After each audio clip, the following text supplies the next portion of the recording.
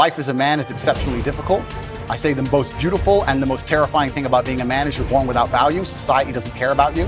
You're only going to be cared about based on how useful you are.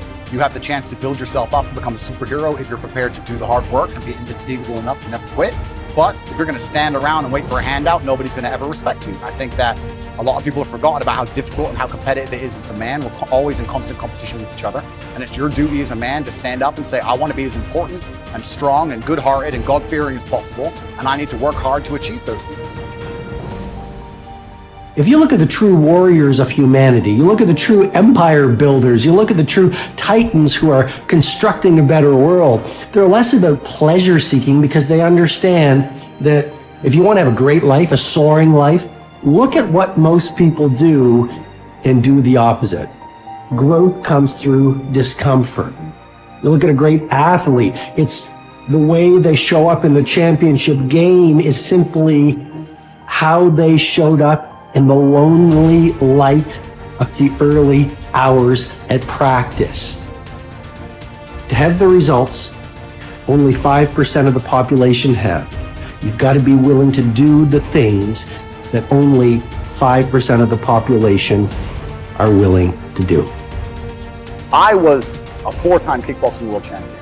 For 12 years, I trained 5 hours a day, 6 days a week. And I was motivated to train probably about 25% of the time. The rest of the time I went because I am disciplined. You don't feel like going through that on a Wednesday morning when you wake up, and you have to do it because you're disciplined. You're either a disciplined individual or you are not a disciplined. There's a difference between want and want. And I say this all the time. People say to me, I want to be rich. And I say, okay, well, I want to be able to ice skate.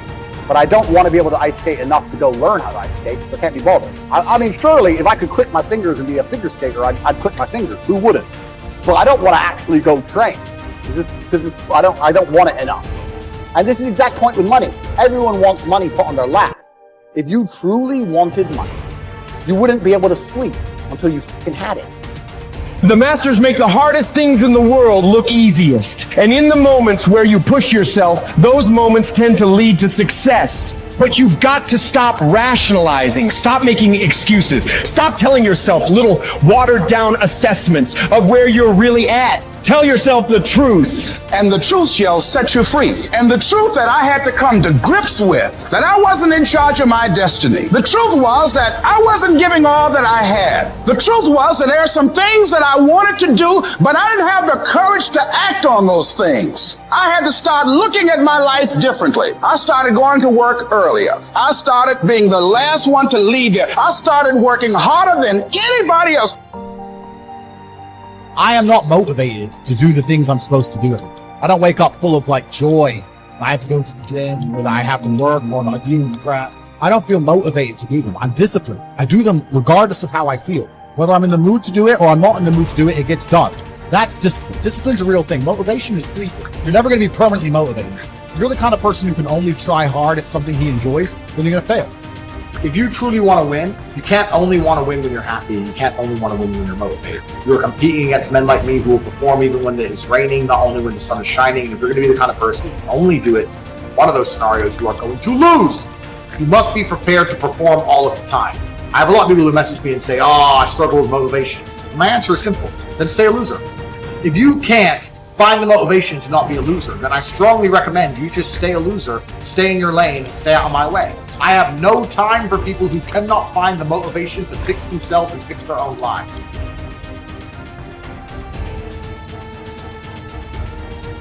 If you cannot control your own mind, then you go through life with zero control, zero influence. You can't control anything. You're just a feather in the wind, waiting for life to blow you from happy place to sad place to happy place to sad place, completely hoping on the gods to be fortunate to you, because if any genuine discomfort comes your way, we're clouded with doubt, and we wonder why it is so difficult for us to grow into the best version of ourselves. We wonder why it is so difficult to climb that mountain, to get over that obstacle. It's because we are not looking at the opportunity with the right perspective. Break the patterns that have been leading your life, but you need to identify what the patterns are. I think sometimes we just aren't even aware It's just a pattern that's running. It's something that's happening. Maybe it's been happening for months or years or decades. We're not even aware. It's just become our identity. So when you identify the negative identity patterns that are holding you back, that's the first step. And you can start to really shift and replace it with a new identity, a new pattern that you can implement. What you do is you pick up your past and you embrace it. You understand it, you accept it, as I had to go through these things that I had to go through in order for me to get to this place today. And the evidence for that is that I did. You don't need any more evidence. You did. And then you toss it. You toss it. You embrace it and you toss it. And you merge into the now by giving up your attachment. Before you can do something, you first must be something. So you've got to be it intellectually. You've got to be it emotionally. That's like Solomon says, as a person believes in their heart, the emotional man. Well, it's only a period of time then until it manifests physically. That's one of the first laws of the universe, is the perpetual transmutation of energy. Energy is moving into form, always. To form, moving into form, through form, back into form again. So we cause it all to happen the way we think and the way we stay locked into ideas. I don't think greatness is something you're born with, some mysterious power bestowed upon us by God. It's something that truly exists in everyone. I look at it as a superpower we all have, buried deep inside us. This tiny diamond surrounded by layers and layers of rock, the hardest rock in the universe. And every time you do something good, a piece of that rock breaks away. We control where awareness goes, we're controlling where energy is flowing. And if we're controlling where energy is flowing, we're controlling what's manifesting in our life. All I need to do is control where my awareness goes. And if I can control where my awareness goes, I can control where my energy is flowing. And if I can control where my energy is flowing, I can control what is manifesting in my life. Every single person that wins big, every single person that you look at, every single person that you're inspired by, every single person that you aspire to be like, they only have one plan, and that is they are going to win or they are going to die trying. You can make your dream into a reality, but it will only take one person to believe that it's possible. It will only take one person to put in the work. That person is you. If you're sitting down and you start thinking about some future worst case scenario that you're conjuring up in your mind, and you begin to feel the emotion of that event, your body doesn't know the difference between the event that's taking place in your world, outer world, and what you're creating by emotion or thought alone. So most people then, they're constantly reaffirming their emotional states. So when it comes time to give up that emotion, they can say, I really want to do it. But really the body is stronger than the mind because it's been conditioned that way. So the servant now has become the master. And the person all of a sudden, once they step into that unknown, they'd rather feel guilt and suffering because at least they can predict it. Being in the unknown is a scary place for most people because the unknown is uncertain. And people say to me, well, I can't predict my future. I'm in the unknown, and I always say the best way to predict your future is to create it. Not from the known, but from the unknown. What thoughts do you want to fire and wire in your brain? What behaviors do you want to demonstrate in one day? The act of rehearsing them mentally, closing your eyes, and rehearsing the action. The rehearsing the reaction of what you want, or the action? The action of what you want. By closing your eyes and mentally rehearsing some action. If you're truly present, the brain does not know the difference between what you're imaging and what you're experiencing in 3D world. So then you begin to install the neurological hardware in your brain to look like the event has already occurred. Now, your brain is no longer a record of the past. Now it's a map to the future. And if you keep doing it, priming it that way, the hardware becomes a software program. The law of expectation says that your expectations tend to become your own self-fulfilling prophecies. In other words, what you expect to happen usually does. And if your expectations are based on false information, so you have false expectations, that's what will happen anyway. For instance, your expectations could be that you are destined to have an extraordinary life and be extremely successful. is that no matter what happens, it's all part of a learning process that is leading you inevitably to great success, happiness, and accomplishment. And if you absolutely expect that to be true, if that's your fundamental belief, then over time that will become true. You'll be able to throw off the ups and downs of life. You'll be able to ignore the negative influences around you. If you confidently expect to be a great success, then by gum, you sure will be. No matter what people tell you, you just say, well, it'll be all right. Everything will work out fine.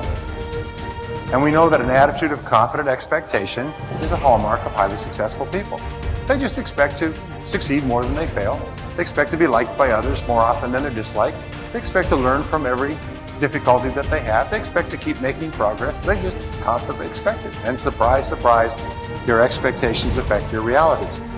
What you experience on the outside is determined by how you think on the inside. As they say, you are not what you think you are, but what you think you are.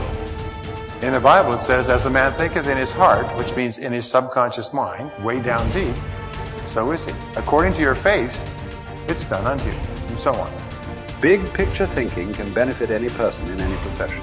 When somebody like Jack Welch tells a G employee that the ongoing relationship with the customer is more important than the sale of an individual product, he's reminding them of the big picture. When two parents are fed up with potty training, poor grades or benders, and one reminds the other that the current difficult time is only a temporary season, then they benefit from thinking big picture. You have to think anyway, so why not think big? Big picture thinking brings wholeness and maturity to a person's thinking. It brings perspective. It's like making the frame of a picture bigger in the process, expanding not only what you can see, but what you are able to do. Big picture thinkers are never satisfied with what they already know. They are always visiting new places, learning new skills. And because of that practice, they often are able to connect the unconnected. They are lifelong learners. To help me maintain a learner's attitude, I spend a few moments every morning thinking about my learning opportunities for the day. As I review my calendar and to-do list, knowing whom I will meet that day, what I will read, which meetings I will attend, I note where I am most likely to learn something. Then I mentally cue myself to look attentively for something that will improve me in that situation. If you desire to keep learning, I want to encourage you to examine your day and look for opportunities to learn. Writer Henry David Thoreau wrote, "Many an object is not seen, though it falls within the range of our visual ray, because it does not come within the range of our intellectual ray." Who you are determines what you see and how you think. Big picture thinkers realize there is a world out there besides their own, and they make an effort to get outside of themselves and see other people's worlds through their eyes. It's hard to see the picture while inside the frame. To see how others see, you must first find out how they think. Becoming a good listener certainly helps with that.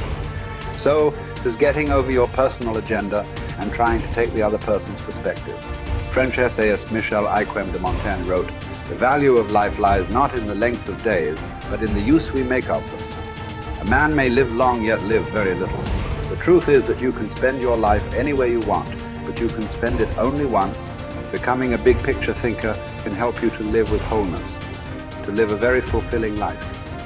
People who see the big picture expand their experience because they expand their world. As a result, they accomplish more than narrow-minded people.